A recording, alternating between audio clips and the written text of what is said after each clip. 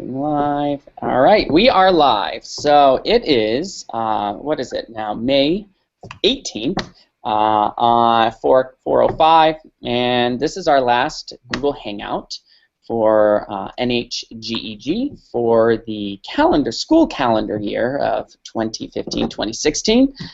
Again, my name is Craig Shield. And we have Jacqueline, who has joined us, and we have Jen, who has also joined us for our monthly, hey, did you know? So today, our task is actually, very recently, Google has pushed out some updates and some new products, and so we thought, how fitting, why don't we have this hangout all about some Google updates. So the first one, I think we're going to highlight three, and the first one is in Google Slides. And so we're going to talk about the Q&A feature that is now integrated with a Google Slide presentation. And I really haven't used it much with students yet, and I don't think our other two our panelists here have either, but we thought, why not, let's actually go through it and we can walk through what it looks like. And so we'll have both Jacqueline and Jen, hopefully we'll be able to showcase and be the quote-unquote student or any presenter that would be sitting in the room with you as you are showing a Google Slide presentation. So this tool kind of makes me think of a back channel. And you know, there are other tools out there known as Today's Meet, where students can, our students or a participant can ask a question or highlight something that is being shown. But this is kind of similar to that. You can't really get formative feedback unless you actually physically tell people to type in something. But this is more along the lines of people who are sitting in the audience can physically ask a question that can then be brought up at the end of a presentation or during a presentation. I think sometimes we all sit through sessions, and whether it's a faculty meeting or a presentation, and someone at the end says, "Any questions?" and then no one answers because everyone's done and they want to leave. So I think this is more along the lines of helping those people ask those questions, and then at the end the presenter can actually answer things that have come up during the talk. So I'm going to go ahead and show my screen, and we will demonstrate this. So let's see here. Give me a second, guys. And all right, do you guys see a top 10 Google Slides slideshow? Yes, I do. I see it now. Okay. Yes. All right. So this is just I'm actually not going to go through this. All I did was just pull up a existing Google Slide presentation that I had created. I do believe that as of today, I think, if you were not on a rapid release in your domain, this feature actually just showed up in your school domain accounts today. So I had to play around with this tool in my personal Gmail account in order to actually see what it was like. But as of today, I believe this is available for all school accounts. So you'll notice that here's my presentation, and I'm going to present. And instead of hitting present, I'm going to go ahead and select the drop down. And when you select the drop down arrow, you get this new view now. And it says presenter view, use new audience Q&A, and view with speaker notes. So I'm going to go ahead and select that. Can you guys see that screen that just popped up as well? Let me see. I'm kind of freezing, so let me see what's going on. Okay. Yes, I can see it. Okay. So what pops up is another screen, and I believe the default is speaker notes is what will actually show up. And so I could, if I had speaker notes, I could see them here. But I'm not going to look at that tool. We're going to look at the audience tool. So this is where you can go ahead and start a Q&A. So I'm going to go ahead and do that. And the moment you do that, you get up at the top, ask a question at, and there's a shortened URL. So this is where you would say to your audience, all right, everyone, I'd like you to on a mobile device, or I'd like you to on a laptop, a Chromebook, whatever it might be, to type in this URL. So I'm hoping that Jacqueline and Jen. Yes, we are. Yeah. I'm typing as fast as I can. No worries, no worries. All right, and so what's kind of cool about this, as they're typing in that URL, you'll notice that when I go to the next slide, that URL stays. It will stay on the top at all times. All right, which is great. So if a student comes in late or something comes up during the presentation, they don't have to worry about what was that. It's there. So it's like some of the other tools that have integrated that piece, and eventually. So right now, so this is what I see. I just pulled it up so you all can see it. As a presenter, I have this little presenter view where I can see, oh, look at this. Jennifer has already started asking me a question, right? And so whether I choose to answer this now or not, that's up to me. But I have the ability to start seeing questions. So now Jacqueline has put in a question, and maybe if both you and Jacqueline and Jen could just add another question in there, just so that we have some sort of data, if you will. It doesn't have to be anything related to anything, and so I can have this shown, or I may not want that shown, and so I'll just keep going through my presentation, and on this slide you would see this, and oh, did you know about this? And all right, you're able to group individual drawings. Isn't that nice, right? So I can continue the presentation. Now, oh, look at that, we have an anonymous. That's great. So as this is happening, participants can see, and maybe I will show what this, I'll show you the participant screen. So I just typed in that URL. So this is what all participants who are watching sees on their screen. All right, and so we have the ability, so this is where both Jacqueline and Jen are going to say, add a question, what about this? Okay. And here's the option of asking as Craig or ask anonymously, and I'll hit submit. So now it is time stamped, but there is this, you'll notice this upvote and downvote. So what I can do is I can say, oh, you know what, I want to upvote that.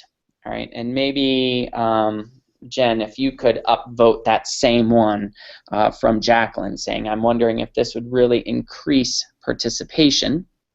Okay, if you go up and voted another one.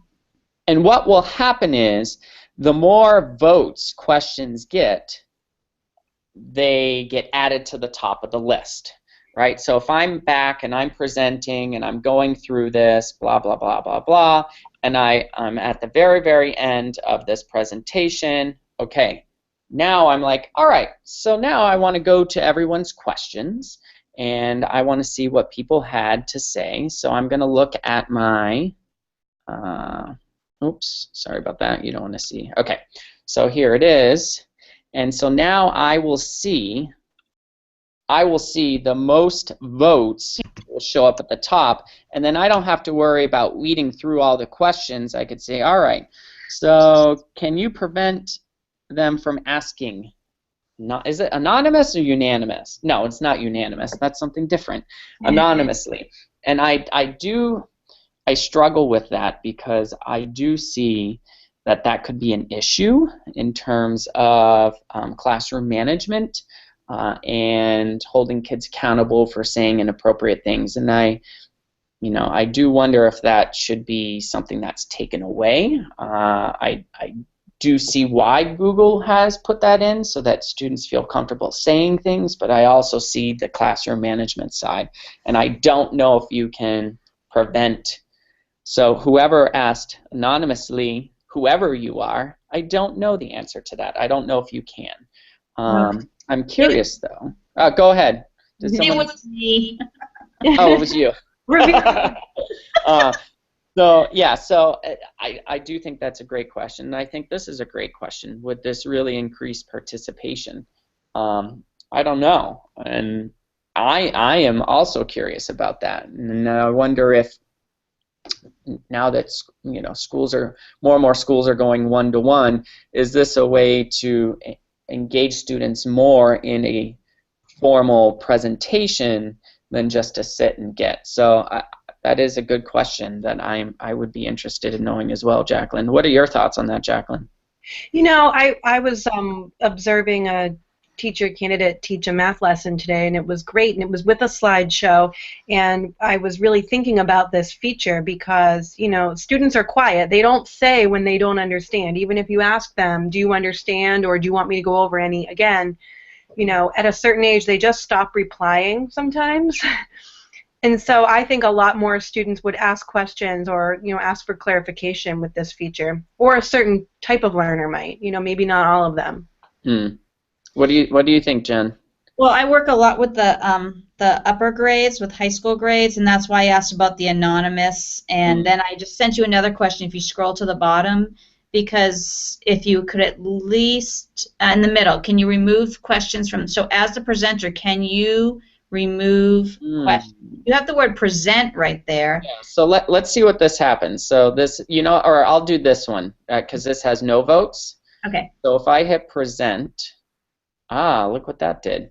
So that actually shows in my presentation. Oh, wow, that's great. Shows, so I actually did not hit that button before, so I like that.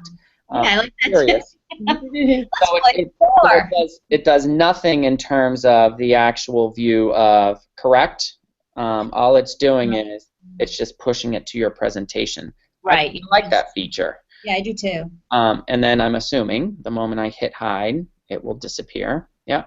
And so I can say present. But, all right, so let's say I downvote this. I wonder if you can put a check. Can you put a check on our face and see if you can, if it brings you any options to? No. No, because when you hit present, it put a check next to our face.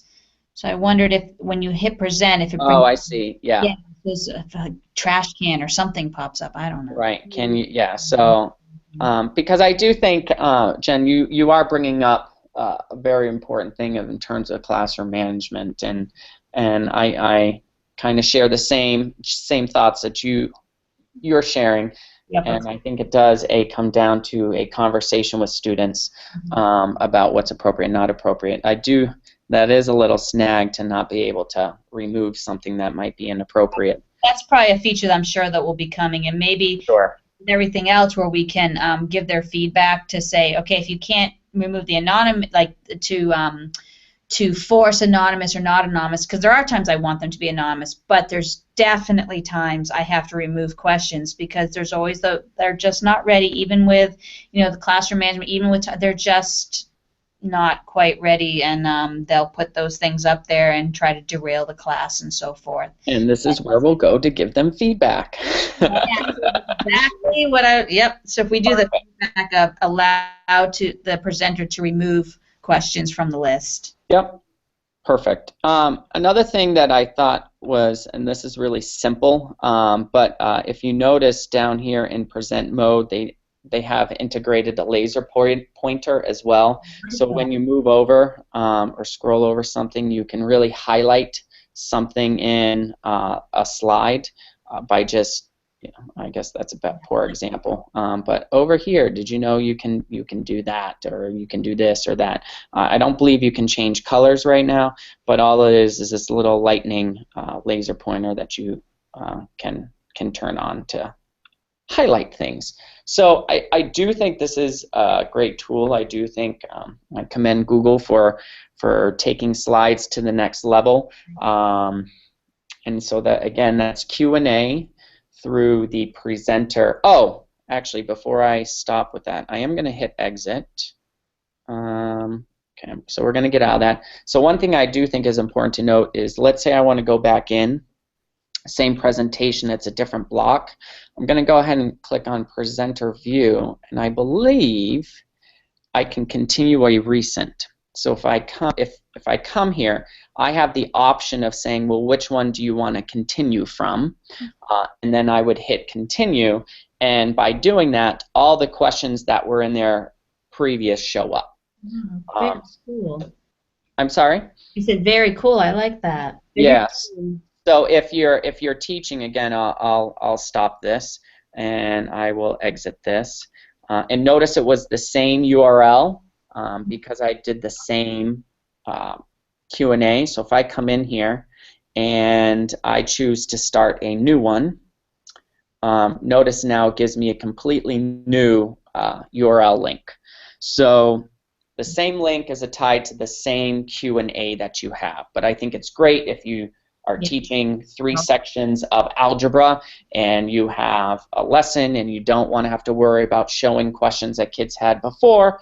That's very easy to start fresh and not having to clean anything out. So that's really good. That's especially upper grade. I'm thinking of the multiple classes, or if you're doing training and you're doing multiple workshops during the day and having to start all over again. But sometimes it's like I had, the fire alarm went off, everyone had to go out, you had to stop what you were doing, but you want to continue because it was the same group when you came back in.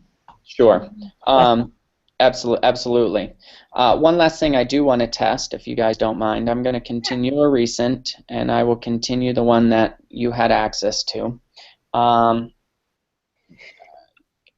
Can you, Jen and Jacqueline, can you still see the questions on your screen? Yes. Yes. Okay. So I'm going to not accept questions now. What happens to your screen? Well, wait a minute. That's kind of weird. Keep it off again because it was there and it just... Okay, so yeah, sorry, this Q&A session is closed. It's closed. Okay, Yep. so we'll come back here. And now let's say 5 minutes later, I want you to be able to ask questions again. Same URL. Okay. And I'm back in. I might have to hit refresh. You're back in. I had to refresh, but I'm back in. Okay, I'm going to refresh. My thing is sometimes there it goes. Yep, okay. Refreshed. So that just shows that you do have the ability, even during a presentation, you can turn questions on and off. If you want students to be focused on a particular task and not ask questions and be on the computer, you do have the ability to turn it on and off. All right. Okay, I also noticed the pause and reset at the bottom left. Is that been changed from being in presenter mode, or is that pretty much the same that you're timing out your presentation? I believe that's timing your presentation. I don't believe that this is resume timer, okay. And then this is just reset. So I believe that's still tied to, speaker notes and all of that. So I don't believe this has anything to do with the actual questions per se. And you can, as the presenter, toggle back and forth between your audience tool and your speaker notes. So if you're someone that does like speaker notes, you most certainly can include that and just toggle back and forth. If this is something that you will want to have all the time on your screen as you're presenting, you'll want to not mirror your displays, my guess would be, so that obviously the audience does not see this particular small screen that I have on the left-hand corner. Any other questions or comments that Jen or Jacqueline that you have? Right, so like what you just mentioned, Iowa, where a lot of my teachers have their displays are extended. Mm-hmm. That way they can have the questions on one screen and they can have the slides on another. So if you are worried about, like, I do have concerns because I've seen that where the students do put up because they test the boundaries and so forth. But if you have it where it's not the screen that's mirrored up on this extended, it's sitting on your computer, not on the projector, then that removes some of that, yeah. And it also removes some of it because they're not as anxious to answer if only you can see the answers. Sure. So I think that's very good. I'm adding my feedback about removing questions. Sorry. So, no, that's okay. So I don't believe you as the user can remove your own questions either. No. It looks like once you ask the question, it's there. It's a good life lesson for students as well. That it is. That it is. So I just think it's a cool new feature, and I'm interested to see how this grows. So that is again Q&A in Google Slides. All right. So I guess that's a transition, yes. Jacqueline, do you want to take it off and talk about Google Classroom?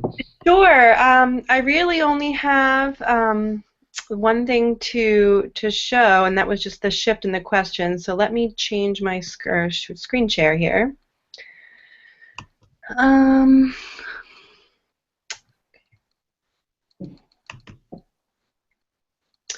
Okay. Are you in my class now? My pretend class? Oh, we like your pretend class. Yes, yes. I'm sure. Jen, you recognize that, I'm sure. Yes. Our friends at Wilson. So for the posting in Google Classroom via the plus sign in the bottom right, there have been the same options, nothing major to change here, but just recently this create question shifted a little bit. I'm going to select that. And so a few things have changed here. One is that if you're asking a question, it used to just be short answer, and now it has the opportunity for you to make a multiple choice question. This is really helpful, I think, because I love Google Forms and I use them all the time for quick feedback. And if you wanted something that was a multiple choice answer, you would have to create the form, post it into Classroom, and have students access it from there, which it's not a lot of steps, but this just really increases, I think, the ability of this ask a question feature. So that students could answer a quick, a yes or no. You could poll, you could do a multiple choice based on content, whatever works. You can just get a quick gauge on what students know. I'm wondering too, I know that we'll look at post scheduling because that's another feature that I'm really, really excited that they added. That's something that I had used before on other platforms, and so I'm really glad that that's been added here, is the schedule for later. So let's see if I can do that with a question as well.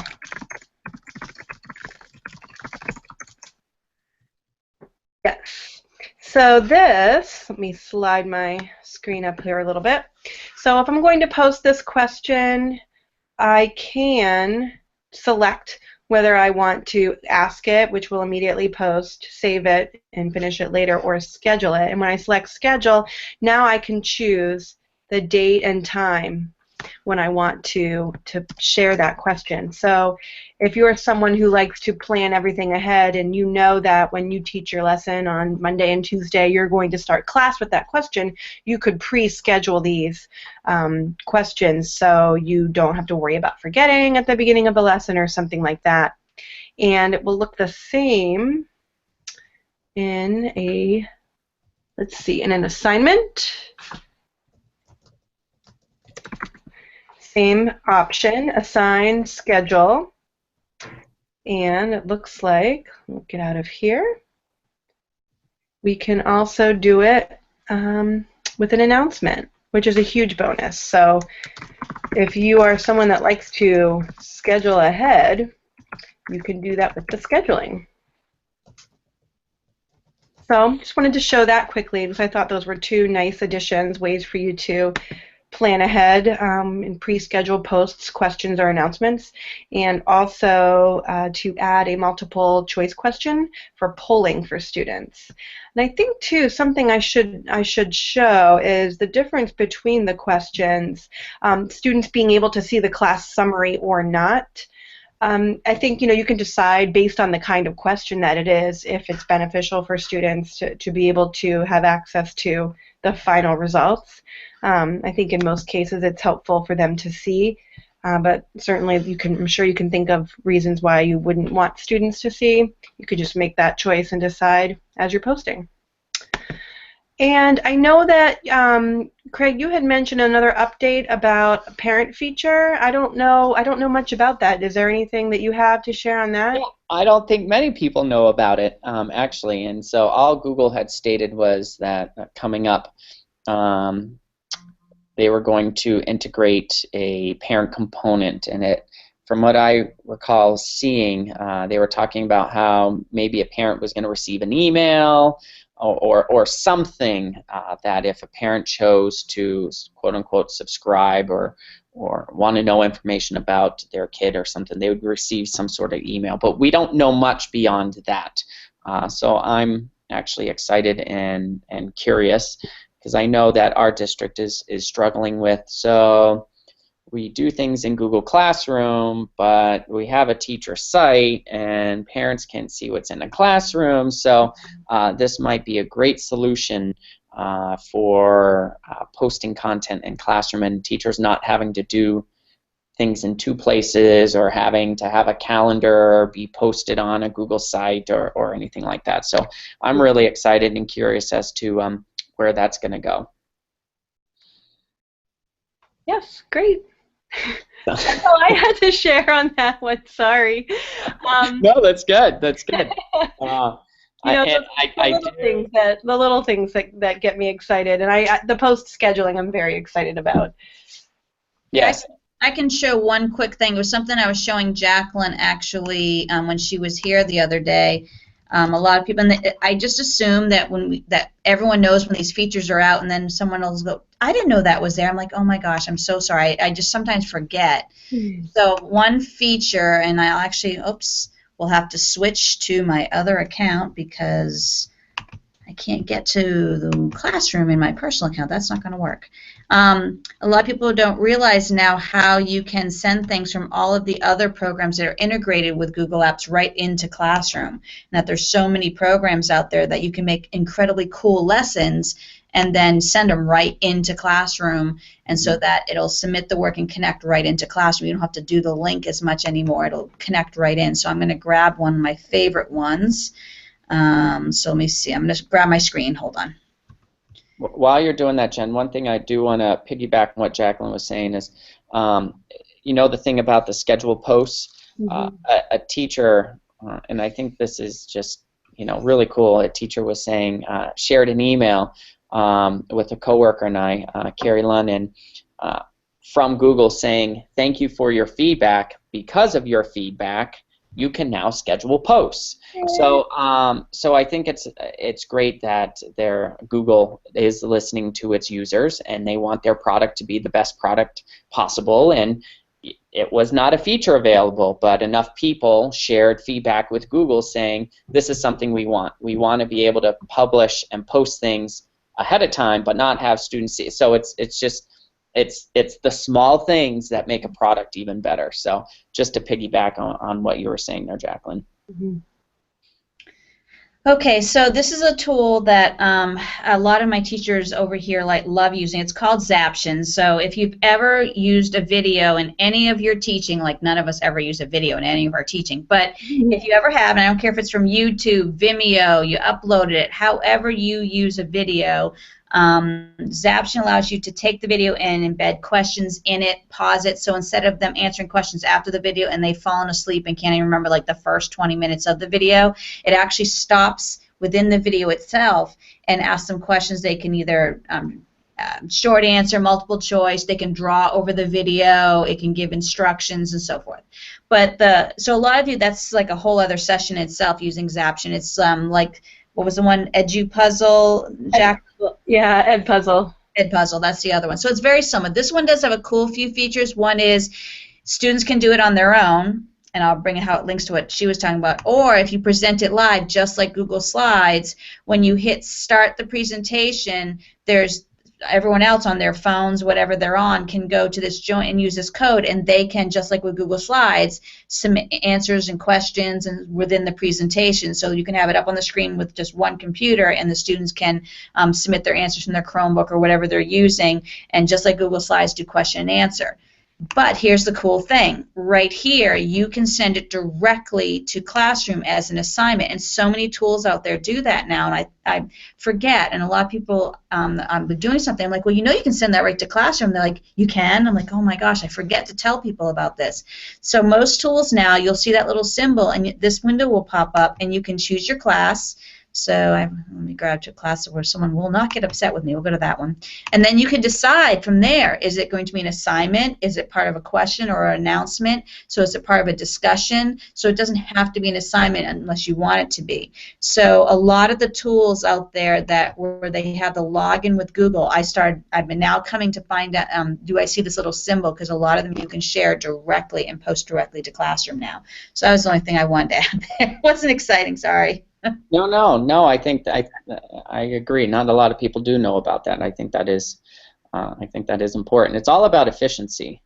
That's what it really comes down to, saving time in order to do more important things with your time. So whatever your favorite tools out there, especially if they already use like log into Google or there's any kind of Drive or Google integration, check and see if you can post directly to Classroom now, because I find more and more of them have that feature, and that just, especially those who are working from mobile devices, iPads and so forth, that just makes it so more cohesive if they're working right within Classroom and not have to find the link, go to the external and so forth. It just makes it so much more cohesive. Mm-hmm. Okay, I'm going to jump off. There we go. That was it. okay, great. So I guess, do we want to show the third thing? So why not? I set it up for us. If you check your email, there's an NHGEG Google Space. Yes, All right. yeah. So the last thing we're going to show today is, and we'll just, again, this is something that came out, I want to say Monday maybe, something called Spaces. And so I'm going to, so it looks like Jen has created a space for us. Do you want me to share my screen? I can do that. Sure. All right, so it looks like Spaces looks like it's a, I guess it's supposed to be a one-stop shop for people that have a common interest. Can you all see? Yes. Mm-hmm. Okay, so it reminds me of a really cohesive discussion board almost. Yeah, and it reminds me of communities in Google Plus to an extent. So basically, there is a space. I guess hence why they called it Spaces. Spaces.google.com will get you directly there. I don't know if this is available in school domains yet. I know that if I try and do that in my domain, it's not available. Okay, I'll check right now for you. I'm sorry? I will go into the console and check for you right now. Alrighty. So this is something that we're testing outside of a school domain, and but basically you have the ability to share something in this space. So I just click on the spot. You can provide a link, you can provide an image, you can provide a post. First post in this space, and so you go ahead and send it. Little paper airplane there. All right, and then what happens is, oh, I guess Jen, you posted something. Yes. So you'll see the very first thing that was added in this space was about an April Google Hangout that we had, and so that was a link that she had shared. If I go ahead and click on this, I then can see it and I can read up on it. Okay. I can write a comment and say something like, "This Hangout was inspiring," and then go ahead and send it away. So it's it's like a discussion forum of all things that are important about that particular topic. And so anyone that's in this space has the ability to either add a link, add a picture, or say something. That's really as far as it goes. I don't think there's anything more to that. As the user, you do have the ability to delete your own post that you added to the space. Like I don't have the ability to delete Jen's here, but I do have the ability to add things. There are some settings. You can add people, you can leave the space, you can invite people. So it's just, and I believe this you can even just add right from there as well. Looks like there's a Chrome extension for Spaces. So this is very new. I'm interested to see what does this do. Looking at activity, I guess what's been added, what's not been added. There's some little settings here, but very, very new. I'm wondering if they're Works trying. well on Android devices too. It's supposed to be really good for mobile devices, for sharing content with mobile devices is what a lot of the information I'm reading says. Gotcha. What would you say the main difference between this and communities? We did that a few months ago for the Yeah.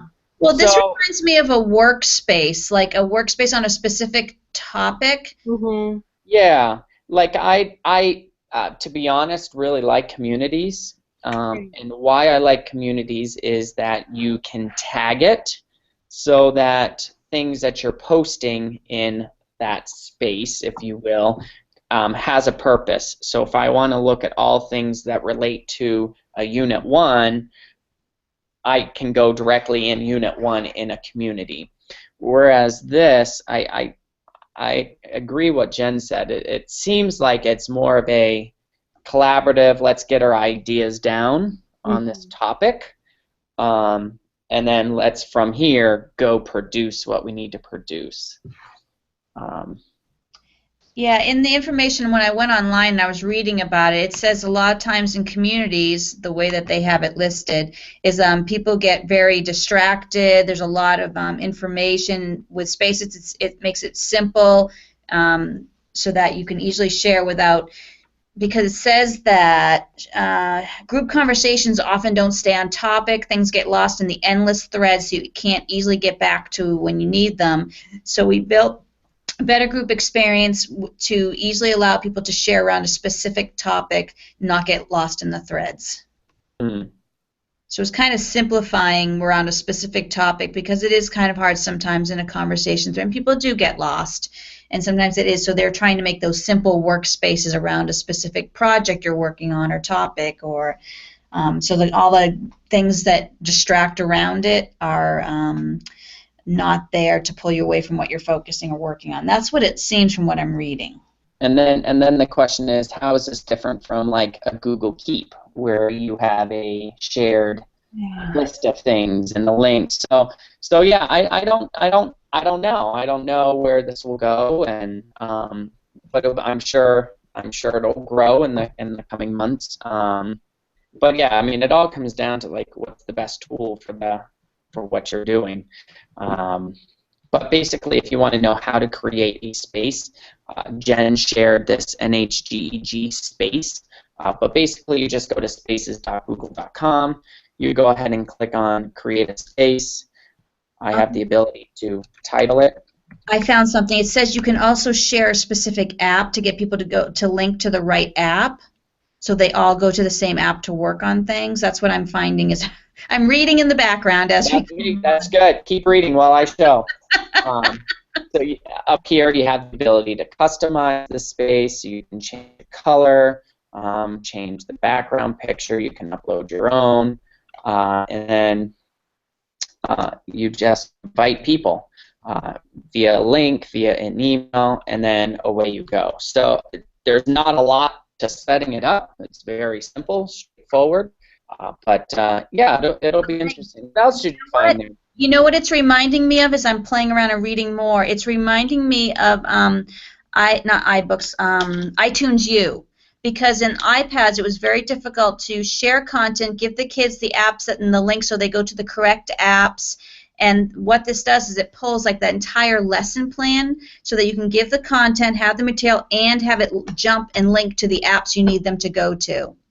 And you can share book clubs. I'm reading more about this, and it sounds very much like iTunes U. Like you can almost create a course lesson plan, and curriculum in here, if you will, because you can put all the materials and have them actually jump to the app they have to do for each lesson. Mm. That's very cool. I'm getting it more now, and that makes a lot more sense. Are you getting the space? Yeah, because Because I'm in there, I'm reading, I'm on the blog. There's a blog about this, and I'm reading the conversation, and now it makes more sense that you can actually add an extension. You can, so it shoots them to that app, that Chrome app you want them to go to, or Android app, and that way they can, right from the space, see the lesson, the curriculum, what they need, and they can jump, or the group jump to that, or the training for a training workshop. They can jump to that app you want to train them on instantly. You don't have to, like, okay, can everyone find the font? Did you go to the Chrome store? It actually will bring them right to it. So that's pretty cool. You hit the words get extensions, and so I can see now. It reminds me almost of iTunes U that Apple has out for iPads for easier sharing of content, materials, apps, to keep all your everyone on the same page and not confused and jumping off. And I'm lost and so forth. So that's what I'm reading as I'm in the blog in the background. Cool. All right. So that's Q&A. That is new stuff in Classroom, and that is Spaces. So I think that's all we had to show today, and it's May, and we have lots to do to close up shop. But as always, we share the things that are happening over the summer, or some good PD or professional development things that you should know about. I know that we've chatted about these several times. Jen has a Google Summit from the Apps Events, and that's coming up at is it the 3rd week of July, I believe? Yep, I'm bringing it up, and I'll bring up the Tilton one as well. And Tilton has a what is it, Tech for Innovation, that always happens the 1st week of August. Those are 2 great opportunities for some training in terms of using Google, and I know that, and I'll add a new one now, Krista McCullough will be coming up soon in November, or end of November, beginning of December. It's usually that week there, so you want to put that on your radar, as that conference tends to have a lot of Google sessions that are offered as well. So yeah, Jen, you want to quickly just show? Yep, so can you all see my screen? Yep. Okay, so this is the Google Summit that will be this summer, July 20th and 21st is the actual summit. The link is newhampshire.appsevents.com. There's a pre-summit day that is for both certification for those who want to become a certified Google educator, but also for beginners, for those who, what is a Google? How does all this work? For those that are thinking they want to learn more about it, sometimes maybe the summit is a lot, or maybe they're just trying to really understand more about it and then go into the summit and then get ready for the next year. So there's a pre-summit beginner course, just going through all the different apps, what they are, what they're for, how they work, explain the terminology, and that is separate than the summit. You do not have to attend the summit to attend the beginner's course, and you don't have to attend the beginner's course to attend the summit. So it's really a 3-day summit now. It's a pre-summit on the 19th, and then the actual summit is the 20th and 21st. We have different sponsors and vendors coming in. We're going to have a device bar this year that Intel is going to be sponsoring. Another bar would be nice, but a device bar is good too. So we'll be having that. We'll be having the Bloggers Cafe again. We'll also be having Makerspace. So we'll have a Makerspace area that will be sponsored as well. So we're going to have quite a few different editions this year, but the same as last year for the overall setup and so forth. So we're excited about that. Can you see the Tilton screen? Not yet. Okay. Now we can. You can? Okay. Yeah. So Tilton School, if you go to the Tilton School and go to their summer programs, that's just the way I always find it. So I go to the Tilton summer program, and right here, this is the T4IE, so Technology for Innovation Education. And this one also, this one's all types of technology. However, they have a big focus on Google Apps. So again, another beginner, Google Apps, Classroom Teachers, the basics. Here we have innovation and making. We also have a Google Educator Boot Camp, and they have a Google Google Administrator session as well. They also have other sessions such as animation with Blender and so forth, but all different sessions, and you can sign up for which day or which session you want. So the information for that, again, if you go to the Tilton, if you just Google Tilton School and Summer Programs, it comes right up. So that's that one is, and I might as well bring up, as always, nhcmtc.org. nhcmtc.org is the Krista McAuliffe.